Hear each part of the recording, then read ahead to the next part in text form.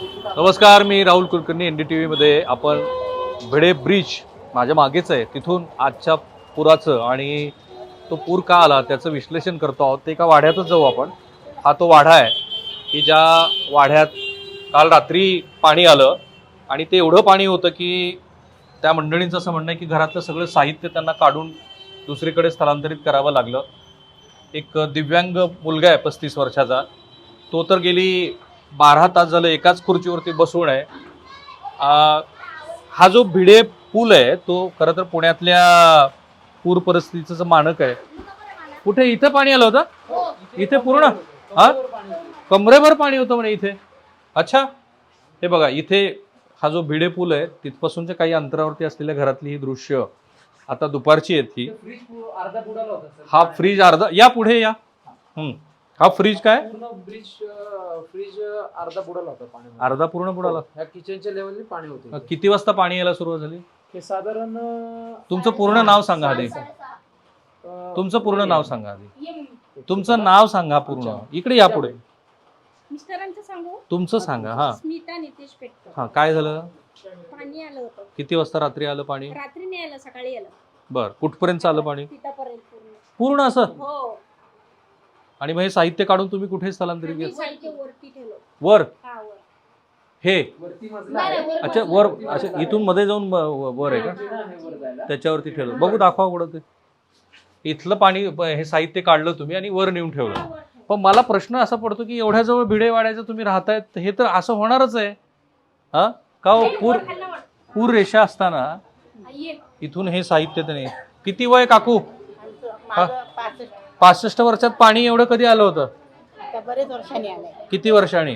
तरी 57 साली काहीतरी आलं होतं. मग तेव्हा तर तुम्ही नसाल ना, का होतात तुम्ही? होतं की. बरं बरं. आता हे साहित्याकडून वर हलवलं का? हो, घरात तिथं ठेवलं. ठीक आहे, ठीक आहे. तो हे जेवण्यापुरतं ठेवून. जेवण्यापुरतंच ठेवलेलं आहे. आणि इथून पाणी आलं, मग पुढे इकडे पण पाणी होतं? हा, इधर पूरा पाणी होतं. इधर पण पाणी होतं पूर्ण. पूर्ण. तुमचं पूर्ण नाव काय? आमचं राखी योगेश पेटकर. पेटकर मॅडम, हो. तुम्ही पूर रेषेच्या जवळ राहताय असं तर होणारच की, का नाही होणार?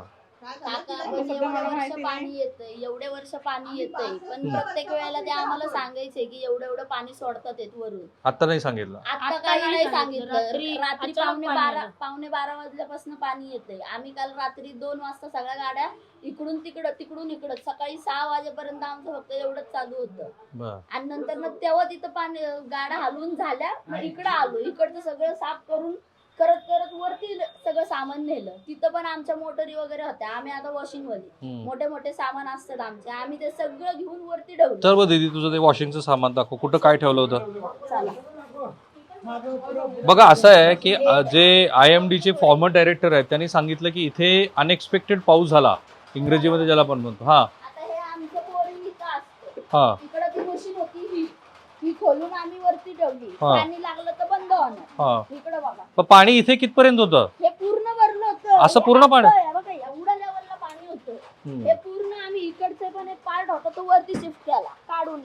हे असं असंच ठेवलं कारण ह्याला पाणी लागलं. पण तरी रात्री काय होणार? पाऊस पडल्यानंतर एवढं पाणी येऊ शकतं याची कल्पना नव्हती तुम्हाला? काहीच कल्पना कोणी नाही. सांगितलं नव्हतं? प्रत्येक वेळेला आम्हाला ते सांगत असतात की तुमच्या घरापर्यंत एवढं एवढं पाणी येईल. आता आम्ही इथं राहतो म्हणल्यावर आम्हाला माहिती की किती दिवसांनी पाणी सोडलं की कुठपर्यंत येईल. ठीक, एकच मिनिट.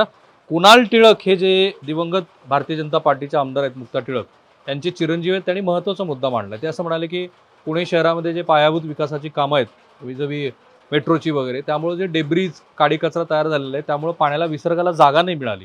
अनुपम कश्यपी हे जे IMD चे फॉर्मर डायरेक्टर आहेत, जे 32 वर्ष पुण्यात राहत आहेत, ते म्हणाले की 9 ठिकाणी पुणे शहरामध्ये अतिप्रचंड असा पाऊस झाला आणि त्यामुळं जे मुठा नदीच्या वर ती धरणांची साखळी आहे, वरणगाव, तुमचं खडकवासला आणि पानशेत, तिथे पण अति पाऊस झाला आणि अति पावसामुळे विसर्ग सुरू झाला जो 40,000 क्युसेक्सवरती वगैरे आहे. आणि शहरात पण 9 ठिकाणी अतिवृष्टी झाली, शिवाजीनगरपासनं ते वडगाव शहरीपर्यंत. तर त्यामुळं शहरात पण पाऊस आणि मुठा नदीच्या कॅचमेंट एरियामध्ये पण पाऊस. त्यामुळं बऱ्याच जणांचं मत आहे की तुमच्या आयुष्यात असं पाणी यापूर्वी कधी आलं होतं? 97ला. 97, 2007, 2017, म्हणजे आता जवळपास 30 वर्ष होत आली आहे. 30 वर्षानंतर एवढा पाऊस. 30 वर्षानंतर हे पाणी एवढं किती क्युसेक्सनी पाणी सोडलंय हे माहित नाही. या बिल्डिंगनी तुम्ही जिथं उभे आहात चला बरं तुमचं हेच तिथं दाखवा आम्हाला आपण बिडे बिडे ब्रिज पण दाखवा. 1961च्या पुरामध्ये 1961च्या पुरामध्ये हा. धरण फोडलं होतं हा तेव्हा 250 लोक वाचवली थांब वडिलांनी. थांबा थांबा थांबा धरण बुडलं होतं तेव्हा धरण फुटलं होतं हा. तेव्हा 250 लोक वाचवली. ते आहेत का ते? हो हे बघा इकडे आहेत. अच्छा सुदैवानी पानशेतचा जो इथे पण पाणी होतं ना त्यांना बोलावा जरा. इथं पण होतं एवढं पाणी एवढं पाणी होतं. हो. आता तुम्ही पुन्हा सगळ्या गोष्टी जागोजागी ठेवल्या. व्यवस्थित केलं हा? सगळं. ते बघा इकडे इकडे इकडे. हे बघा तिथं वरती आम्ही हलवलं सगळं यांचं पण. अच्छा आणि इथे इथे किती पाणी होतं इथपर्यंत पाणी होतं पूर्ण एवढं? एवढं पाणी होतं इथं. मग तुम्ही रात्रभर झोपलात की नाही? नाही नाही नाही ना एवढं पूर्ण पाणी होतं. देवबाप्पा पण पाण्यात गेले का? ठीक आहे. हो ज्यांनी पानशेतचा पूर बघितलाय ते पण येतात आपल्या बरोबर. त्यांना जरा बोलवा इकडे. आणि हा जो आपण सगळा जो काही पंचनामा आणि पूर परिस्थिती निर्माण कशी झाली तर ही नदी आपली नदी मुठा नदी हो मुठा नदी आणि मुठा नदीवरचा हा बिडे ब्रिज ज्या ब्रिजच्या शेजारूनच आपण ह्या सगळ्याचा आपण पंचनामा पुढं. करतोय.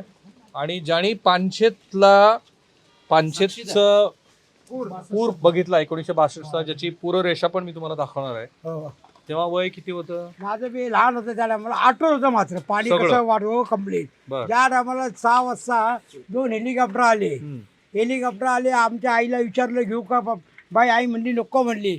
150 लोकांनी आईने काढलं ते बर त्या काळात. तर मग तेव्हा ते आज हो मग आज त्यानंतर 97 साली एकदा पाणी आलं तर कमरे एवढं पाणी इथं इथं होतं. होतं ना. हा वासा बर त्यानंतर आता हे पहिल्यांदा आला सगळं आता किती पर्यंत आलं होतं? आता आता होतं साधारण. एवढं बर म्हणजे 97 पेक्षा तसं कमीच होतं. कमी कमी हा.